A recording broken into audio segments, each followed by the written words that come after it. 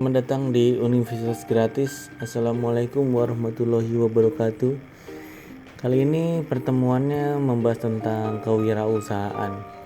Jadi tujuan pembelajaran yang pertama mengetahui konsep kewirausahaan, kemudian yang kedua memahami karakteristik kewirausahaan, dan yang terakhir membandingkan wira swasta, wirausaha, dan manajer.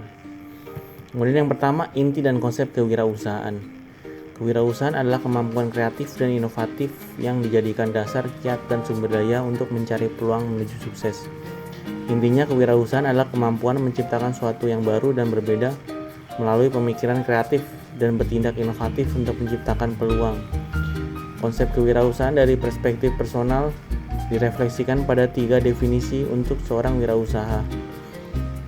Yang pertama, mengambil inisiatif, mengorganisasikan dan mereorganisasikan mekanisme sosial dan ekonomi untuk merubah sumber daya dan situasi pada praktek usaha.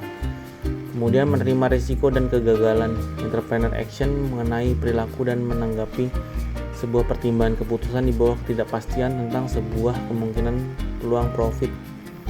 Jiwa dan sikap kewirausahaan dapat dimiliki oleh setiap orang yang berpikir kreatif dan bertindak inovatif, baik usahawan maupun masyarakat umum.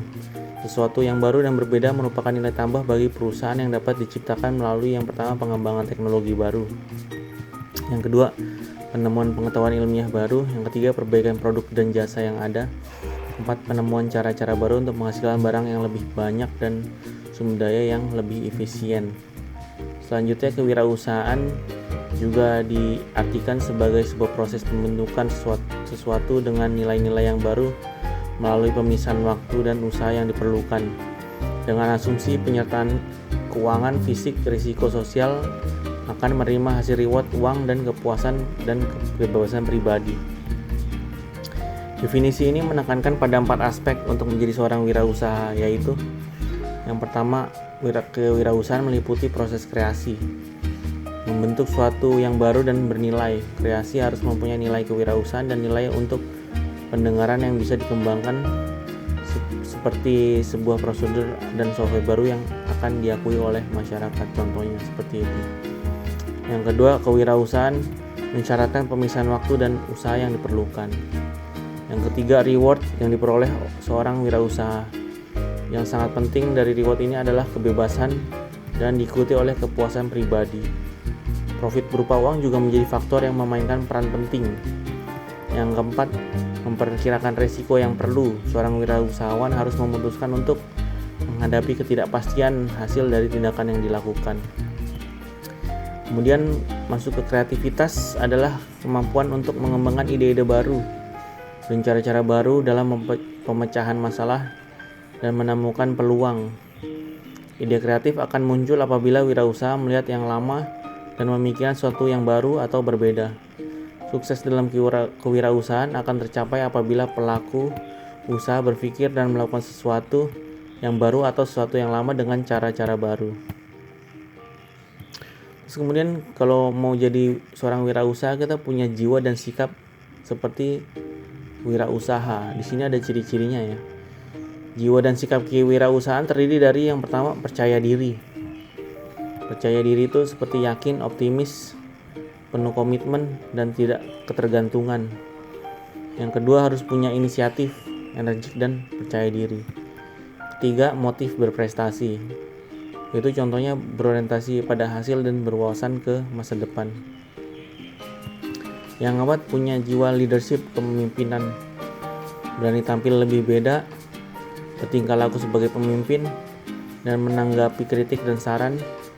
Efektif, seseorang sebagai pemimpin ditentukan oleh hasil-hasil yang dicapainya.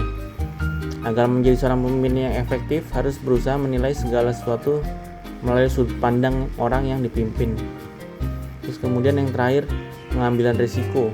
Jadi kemampuan mengambil risiko dan suka akan tantangan. Perilaku pengambil risiko kewirausahaan semakin diakui sebagai sesuatu yang penting bagi manajemen tingkat puncak. Banyak perusahaan sekarang ini lebih memilih laki-laki dan wanita yang berani mengambil risiko dan berinovasi daripada manajemen yang sifatnya meneruskan yang sudah ada. Kemudian kita masuk ke proses kewirausahaan. Proses kewirausahaan dimulai dengan yang pertama, proses imitasi dan duplikasi. Yang kedua, proses pengembangan. Yang ketiga adalah proses penciptaan sesuatu yang baru dan berbeda, atau bisa disebut dengan inovasi. Tahapan proses penciptaan sesuatu yang baru dan berbeda disebut tahap kewirausahaan. Dipengaruhi oleh faktor pribadi seperti motivasi berprestasi, komitmen, nilai-nilai kepribadian, pendidikan dan pengalaman, dan faktor lingkungan seperti misalnya peluang, model peran, dan aktivitas. Kemudian masuk ke tahapan fungsi dan peran wirausaha. Fungsi wirausaha adalah yang pertama fungsi makro. Fungsi makro adalah sebagai penggerak, pengendali, pendorong perkembangan ekonomi sebuah negara. Yang kedua, fungsi mikro adalah sebagai inovator dan planner. Peran wirausaha secara umum terdiri yang pertama inovator sebagai penemu, menemukan dan menciptakan produk baru, teknologi dan cara baru dan organisasi usaha baru. Yang kedua, planner sebagai perencana, merancang usaha baru, merencanakan strategi perusahaan baru, merencanakan ide-ide dan peluang dalam perusahaan, dan menciptakan organisasi perusahaan yang baru. Kemudian kita masuk ke ide dan peranan kewirausahaan. Ide akan menjadi peluang apabila wirausaha bersedia mengevaluasi peluang secara terus-menerus, melakukan proses penciptaan sesuatu yang baru dan berbeda, mengamati peluang, melakukan analisis secara mendalam, dan memperhitungkan risiko yang mungkin terjadi. Untuk memperoleh peluang wirausaha, harus memiliki kemampuan dan pengetahuan seperti kemampuan menghasilkan produk atau jasa baru, menghasilkan nilai tambah, merintis usaha baru, melakukan proses atau teknik baru, dan mengembangkan organisasi baru. Terus kemudian masuk ke bekal pengetahuan dan keterampilan seorang wirausaha. Seorang wirausaha harus memiliki bekal pengetahuan untuk memulai, mengembangkan, dan memajukan usahanya. Semakin banyak pengetahuan yang dimiliki oleh seorang wirausaha, maka semakin besar peluangnya untuk sukses. Bekal pengetahuan yang harus dimiliki seorang wirausaha meliputi yang pertama pengetahuan mengenai usaha yang dimasuki. Kemudian kedua, pengetahuan tentang peran dan tanggung jawab. Yang ketiga, mengetahui tentang manajemen dan organisasi bisnis. Kemudian selanjutnya bekal keterampilan yang harus dimiliki oleh seorang wirausaha adalah yang pertama keterampilan konseptual, terutama dalam mengatur strategi dan memperhitungkan risiko. Keterampilan kreatif yang kedua, dan mampu menciptakan nilai tambah terhadap sebuah produk. Kemudian yang ketiga, keahlian hubungan manusiawi, yaitu bisa memperlakukan pegawai sebagaimana mestinya dan mampu membangun jaringan yang luas dengan rekan bisnis, serta selalu mempertahankan hubungan baik antar sesama. Kemudian yang keempat, keterampilan dalam memimpin dan mengelola, atau biasa disebut leadership skill. Yang kelima, keterampilan berkomunikasi dan berinteraksi. Yang keenam, keterampilan teknik usaha yang akan dilakukan oleh seorang entrepreneur. Kemudian kita masuk ke masalah merintis usaha baru. Secara umum dikenal 3 cara untuk memasuki usaha baru. Yang pertama, merintis usaha baru sejak dari awal. Yang kedua, membeli perusahaan yang telah ada. Yang ketiga, kerjasama manajemen. Kerjasama manajemen dilakukan secara franchising, ya seperti itu. Terus kemudian dalam memulai atau merintis usaha baru, kita harus punya teknik analisis, yaitu analisis SWOT, strength, weakness, opportunity, dan threat. Terus kemudian beberapa hal yang harus diperhatikan dalam merintis usaha baru. Yang pertama, bidang usaha dan jenis usaha yang akan dirintis kita harus tahu, ya, mengerti. Terus kemudian yang kedua, bentuk usaha, bentuk kepemilikan usaha dan jenis usaha yang akan dipilih. Yang ketiga, tempat lokasi yang akan dipilih, ya.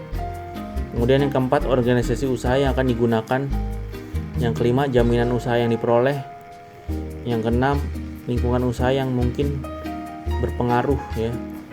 Terus kemudian untuk mengelola usaha harus diawali dengan yang pertama, perencanaan usaha. Yang kedua, pengelolaan keuangan. Yang tiga, aksi strategis usaha. Yang keempat, teknik pengembangan usaha.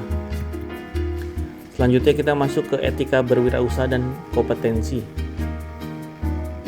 Beberapa etika berwirausaha yang penting dan harus diperhatikan. Yang pertama, kejujuran. Yang kedua, integritas. Yang tiga, menepati janji. 4, kesetiaan.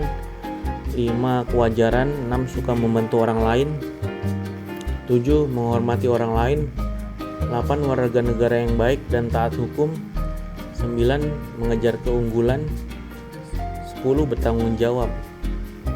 Jadi seorang wirausaha yang sukses adalah mereka yang memiliki kompetensi, ya, yaitu seorang yang memiliki ilmu pengetahuan, keterampilan, dan kualitas individu yang meliputi sikap, motivasi, nilai, serta tingkah laku yang diperlukan untuk melaksanakan pekerjaan ataupun kegiatan.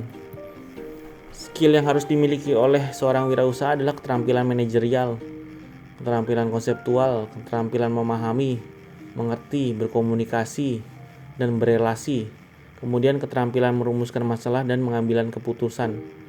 Kompetensi diartikan sebagai pengetahuan, keterampilan, dan kemampuan individu yang langsung berpengaruh pada kinerja.